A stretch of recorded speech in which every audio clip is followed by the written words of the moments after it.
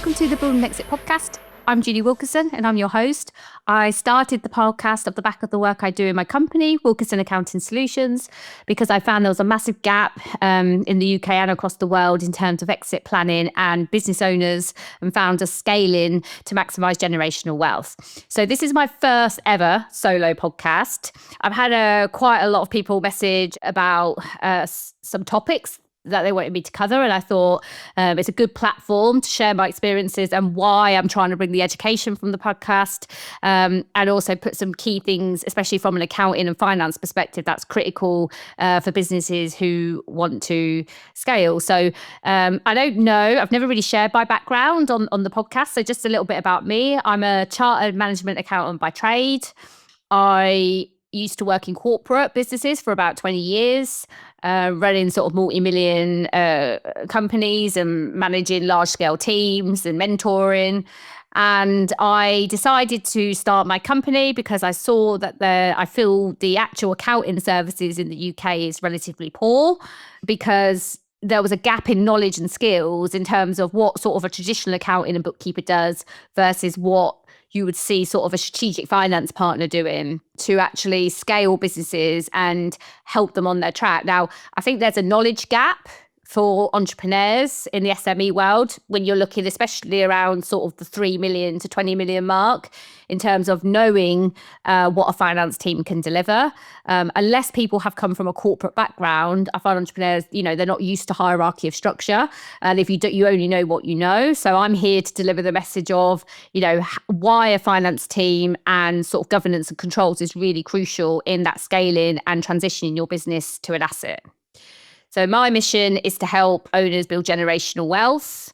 And when I talk about generational wealth, what I'm finding is, I've been involved in over 100 acquisitions now, and I speak to hundreds of founders and business owners either buying or selling. And in the UK specifically, 75 to 85% of businesses that go into market don't end up selling. And there is a reason for that. And those that do, the truth is at the minute is a buyer's market.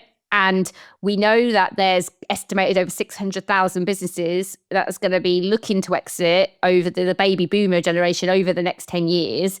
So obviously, with everything that's also going on in the UK with sort of millionaires leaving and tax changes, there's a big risk to the UK economy in terms of jobs going where founders are sort of closing shop because they can't sell.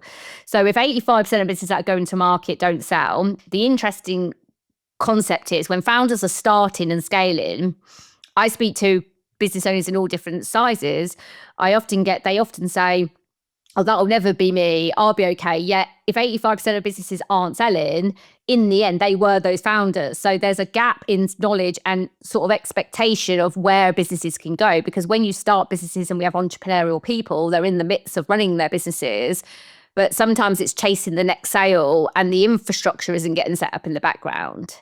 So today's podcast is going to be around sort of financial controls, finance teams, and how it's such a crucial aspect to scaling your business to actually create generational wealth. And generational wealth to me means that your business can carry on past you.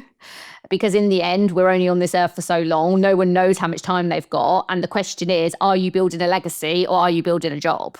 If you're building a job, that's fine. There's nothing wrong with that. But in the end, a job stops. And at some point, you might want to retire. And some people may go, well, I never want to retire. But then we know that, we don't always have a choice. We have ill health. And then at some point in life, you may come to the point where you can no longer run that business. And then you have to decide, but what do I want that business to do?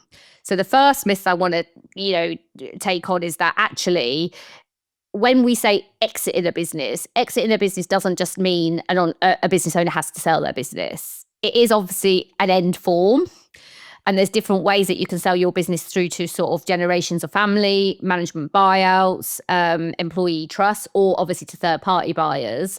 But actually, a lot of business owners just want to have their freedom. And if you want to have your freedom in a business, which means you can choose to go on holiday for, maybe a month, 2 or 3 months at a time, then really you are part exiting your business, because if you're not away for more than a week or a 2-week period, which is an average holiday, because nothing really necessarily will critically fall down in those periods of time, we're looking at, if you're away for a longer period of time, will the business critical tasks fall down, and could that significantly impact the risk of the business? And the truth is, out of the surveys that I've done, not many business owners, and we're looking at this 85% that don't sell, these are the business owners where if they stepped away for 3, forget the fact that they're selling, if they were 5 years earlier and they had said, I'm going to go and step away from my business, if they can't step away from their business and they're falling down, the truth is, when they go to market, is somebody going to actually want that business, especially at the value that you want as the seller?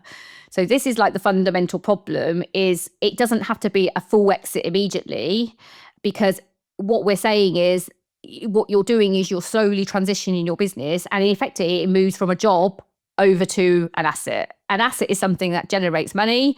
So some people look at assets, things like, crypto, property, gold, all of those are assets. But then in reality, so is your business. Your business is just another form of asset that can generate income. The difference is we have to build those businesses from the ground up, unless we acquire, which is where acquisition comes in, because acquisitions is obviously a good route to acquire into something, or to obviously massively grow a business operations quickly.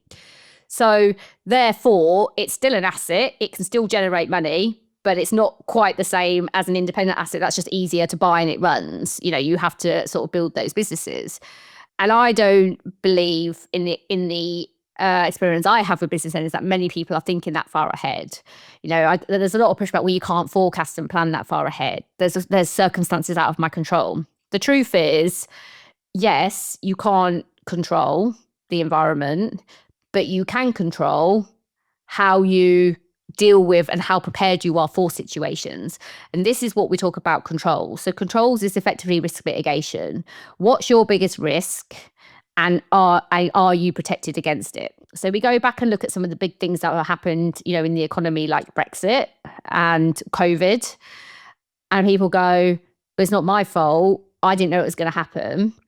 No, but what's actually happened is, forgetting the fact that COVID happened and maybe your revenue dropped, if you had planned, what's my margin of safety? So a margin of safety is effectively what's the lowest point that my business can cope without any sales. So forgetting COVID happened, if you had regularly looked at, where's my margin of safety? What can my business cope with? How long of cash would I have in the bank if these scenarios happened?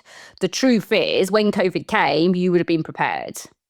You may not have been able to stop it, and perhaps it may have gone below the threshold of what your margin of safety was, but you would have known. So where this happened in, the January, when the COVID started, those that were prepared would have probably known in 2 or 3 weeks. They would have known, I've planned for this. This is my situation. I've got to deal with it. Those that didn't plan were just frantic. Oh my God, my business is going to go down. I don't know what money I've got. I'm just not going to pay my taxes. And those that didn't prepare are typically the people that went and got the COVID and bad debt loans and are now in financial trouble because of that, because the people that were prepared knew what they could take, took what they took, but planned and managed that cash. People that wasn't prepared just took the money, spent it all, not necessarily on themselves, but on the business, but they didn't really plan. And they perhaps spent it on things that they shouldn't have spent it on, and they didn't really plan. And then they got into financial difficulty later down the line. So planning is a real part of risk mitigation. And I believe not everything's in our control, but everything can be thought about. And that would be part of your risk mitigation strategy. So your risk mitigation strategy is because you have got risk that your turnover can drop without something like COVID. We see business demands change. Now we're seeing the current with Trump putting the tariffs in the US. That could change a business model. That could have as severe impact on our business as essentially COVID coming in and hitting. Maybe not in sales drop, but in profit drops because of the costs. So there's always going to be external influences that are impacting us, and we have to choose as entrepreneurs, who are we going to be? Are we going to be those people that plan, or are we going to be those people that just firefight on what's happening in the economy and letting that impact how we feel? So then we look at financial control. So risk mitigation, what's our biggest risk and how do we mitigate it? And then we look at, how does my business trade to mitigate those risks? So we have business, it is hard for businesses because we have ethical responsibilities and we have legal responsibilities. There are certain legal responsibilities in different industries. Obviously, different industries are more heavily legalized than others, which is normal. But obviously, we all have things in our different industries in our life where we have, in our business where we have certain legal obligations. And sometimes that costs money. And you don't necessarily see the value at the top line in terms of the sales. So that would be something like, my business has reached the audit threshold. I now need to bring on an auditor to do my accounts. As business owners, I know because I see them, we speak to them, they don't see any value in that. They're like, but why do I have to pay to have my accounts audited? I've had my accounts for years. The reason is you've grown to a level and you've now got a legal obligation to stakeholders, not just a moral obligation, not just an ethical responsibility anymore. And you have to, you're at a size of a business where you've got to be seen to actually that you're managing things correctly. And that's an area where people get into big financial difficulty. Well, not just financial difficulty, but they can get into issues when they start going into those audit thresholds, because that's when third parties starting to independently review how is your business trading financially, but also against sort of legal obligations and what are you reporting to stakeholders and things like that. And then there's ethical responsibilities. It's just how do you want to trade ethically? Like, which suppliers are you using? Are you paying staff fairly? There's lots of things now in the world where we have a sort of social corporate responsibility. And I know business owners are really passionate about looking after staff and customers. So that's something that we're looking at. So we have these responsibilities, and then we obviously have to manage day-to-day trade, business growth, employees. And then as owners, we want to maximize our own wealth, that we don't start businesses for nothing. We're investors, we're investing our time, we're investing our cash, and we want to build something off the back of that. Whether you're acquiring or whether you're organically growing, you're doing a similar investment, you're just doing it in different ways. And you want something at the end of that. And in the end, that's really hard to get, because what I see happens, and this is where we come back to the 85% of that don't sell, is businesses are chasing growth. So it's sales. They employ people. They bring in a couple of contractors and things are going really well. They're bringing on really good customers. And then bang, the owner starts to feel they were already busy and now things are completely out of control. The reason it's got out of control is because the sales have come in.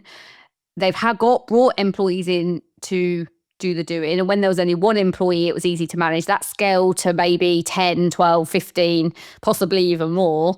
And actually, no infrastructure has been put in for those employees. So sometimes there's not even job specs, and sometimes there's not objectives, even basic things like that. Sometimes they are in place. But even when they are in place, are they actually delivering, or are people being moved into roles because other areas of the business isn't set up and things are just happening and everybody's firefighting? That's the typical situation. So the owner is now completely out of control, or feels out of control, because now they're still doing everything they were doing, which was meant to be relieved from the staff that they've brought in. But the staff don't do what they're meant to do. It doesn't necessarily mean the staff are all bad at their jobs, but they just have no control. They have no processes to follow. Now the owner's got all these people to manage, and they've got to deliver, and they've got higher customer demands because they've probably got bigger customers and more of them. And this is where we have to balance scale with infrastructure, with controls, because when we think about the 85% that don't sell, and they go to market and a third party buyer comes and assesses it, they're assessing what are the operations of this business. Although we value businesses on past financials, buyers are looking for the future. They're buying the future. They're what is this business going to bring me? And if you know, as the seller, as the owner, that your life is hectic and you work 24, you're working 18, 20 hours a day and the staff don't perform, going to market is going to come out in due diligence, because financially you might be there, but if that financials is happening off the back of you being burnt out and working all these hours, you could be missing 2 large commercial roles, which could significantly drop your profits, and therefore the value drops. And that's why the valuations, and we talk about adjusted EBITDAs, where businesses are overvalued. Even if you're not manipulating your EBITDA and you're doing it fairly and you're going to market with the current position of the business financials, if those financials are overstated because you don't have the right infrastructure or the right investment in the business, then it's still an incorrect valuation. It's still overvalued because operationally, commercially, the business isn't worth, in reality, what you're showing it is on paper, because the person buying it doesn't want the hassle doesn't want the strain of the life that you've got running the business. So when we look at financial controls and we look at governance, what we're ultimately saying is we are changing the business so that business has a structure where, as the owner, you can relieve tasks to your staff and the staff actually performs. And what a lot of people don't know is finance plays a key role in that. Because in a corporate company, the CFO would actually run sort of corporate governance policies and oversee that type of thing. And the reason for that is most of these risks, most of these issues that happen ends up hitting the financial performance of the business. Because in the end, the biggest thing that will close the business is cash and obviously lack of trade and low margins. And all of those things should be overseen by your finance team, because that's who provides the data in terms of your profit and loss, your management accounts and your cash flow reports. And that is why it fits nicely into a finance role. But obviously, how do you get there? So a lot of people will get to a certain level and just go, I'm going to hire a CFO. Now, the reality is, you've got to start asking what value does that CFO bring at that stage? Because a CFO is a strategic leadership team member that should sit on your board that will strategically steer the direction of your business. But if you can't get any reports from your business because you don't have the right infrastructure, what benefit does the CFO bring? I've seen so many businesses, hundreds of businesses that have recruited really expensive CFOs. And the truth of the matter is they still can't even see basic management accounts. So it's like, well, what value? So I'm not suggesting that a CFO can never bring any value to a business, but I do think in the SME world, we have to start being realistic about when does a CFO bring value? At what stage in the journey does it bring value? And then underlying that is financials are all based off the fact of how well the business is ran operationally. So finance is a back-end function which generally impacts from the operational cycle right from the front end. So this could be just things from, are the costing right in your project system? Is your inventory managed right? Do people book in stock on systems? Do you have payment terms of suppliers to pay them on time? Do customers pay you? Now, all of these things end up getting reported in your management accounts. But if none of those things are in place in the front end, how do you ever report them? So, and then you have other operational things. So project systems, people have project systems in place. Nobody updates the project statuses. So customers don't get invoiced. There's no age debt report. There's no cash that comes into the business. And I see businesses of sort of 10, 15 million, where when we do these investigations, we found hundreds of thousands of pounds not invoiced because nobody actually knew. Because there is one thing, somebody doing that process, but there's a second thing is somebody's checking the work of the doer. So I call them doers and reviewers. So if you raise sales invoices, great, but who checks when a sales invoice hasn't been raised? And how do you actually know a sales invoice hasn't been raised? Now, this is where owners get out of control, because when the business is smaller and it was just them, they were in control of their invoicing. They invoiced themselves, they could keep control of it. Now the business has grown, there's lots of people involved in that process, they can no longer keep control. They're telling themselves they can keep control when they're doing it, and they feel, I'm doing it, so I'm doing it right. But how are they doing it right? Because whenever we go in and investigate these things, actually they're not, they're still missing things. Now, that doesn't mean they're bad at their job. It just means that the business has grown to a level of size where it now needs different management. It needs a different type of reporting. It needs different types of systems. And it actually needs an infrastructure within the whole organization of how people behave and do their tasks, which is outside of KPIs. So there are KPIs, but KPIs are there to measure key statistics of a business that keep that business trading. Most people will only have 4 to 6 KPIs maximum.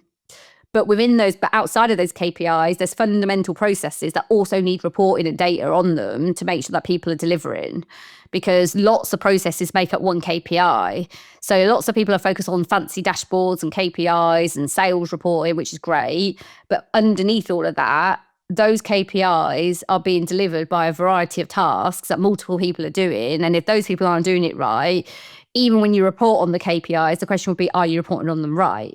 Because if, let's just say your KPI is to never have stock for more than 30 days, well, if people have stock in the warehouse that they haven't receipted onto the system, your system might show you I've only got 30 days of stock, but is it the truth? Because have you got a load of stock somewhere sitting in a warehouse that's at risk because nobody's ever received it? So this is what we talk about financial controls and governance. So I'm really passionate about this topic because I know from working in big corporates all the way, I've worked with small SMEs all the way through to big corporates, that it is the thing that fundamentally changes the business infrastructure, and it does change owner's life. Because if you want to eventually sell your business or walk away from your business and know that you can have a life without having to work in 18 hours a day, it has to have an infrastructure where other people can take on those tasks. But not only take on the task, where you feel confident as a person that those people can actually deliver those tasks without you having to micromanage or stepping in and fixing problems. That is, that is a big gap. And that is where I see these 85% of businesses don't sell, because they go to market with an expectation of value because they've taken so much money from the business. Yet a third party that wants to take the same amount of money from the business and pay you as the owner, that isn't possible because there isn't enough margin in your business to account for the investor and you. And that usually means that business models need to be at least 10% higher margins, and they're typically traded at a smaller level to account for all of the real costs that you need. So you can run a business, make more money, and not work in the business. That is absolutely possible. But that needs planning, it needs investment, and it needs a different mindset. It needs not an owner-operator mindset. It needs more of a strategic investor mindset. And the owner has to be prepared to go on that journey to move from owner-operator to sort of silent investor, which is effectively how the business becomes an asset. My leaving notes to all of this is how I started. There's over 600,000 businesses that are going to come to market over the next 10 years, or close by voluntary liquidation, or sell to big PE firms. The word is PE firms are going to get a load of sales. They're going to be in the firing line to buy these businesses because they're the ones that are going to have the cash to be able to cope with these businesses that aren't performing. And I feel it's at real risk, and we need to start transitioning our mindsets as owners. Is how can we continue to keep our wealth and our business without us having to work 18, 20 hours a day, because it will benefit you. Because in the end, you may actually think, I don't need to sell yet, because why would you sell something that's generating you money? People tend to want to sell either because they're at an age where they just want to retire and forget about it, or more often than not, they're just completely deflated and exhausted and they just need out. Well, if you're at that point and you're trying to sell, before you even go to market, you've got to think, well, if I'm feeling like this, why would someone want it? Because it's not just going to suddenly change when somebody takes it. Somebody's going to have to make it change. But that person can be you. As the seller, you can change those things with the right help and the right guidance. So if anybody wants to reach out for me, I'm Judy Wilkinson, Profit Queen on LinkedIn, and all of my contact details, and my company's Wilkinson Accounting Solutions. But I really want to thank everybody for all the support on the podcast. It's gone amazing, better than I could ever have imagined. I want to thank all the guests. This is different for me, my first ever solo podcast. More will be coming soon. And if there's any topics that you want to cover, drop me a message either on YouTube or the channels. And I look forward to seeing you again soon.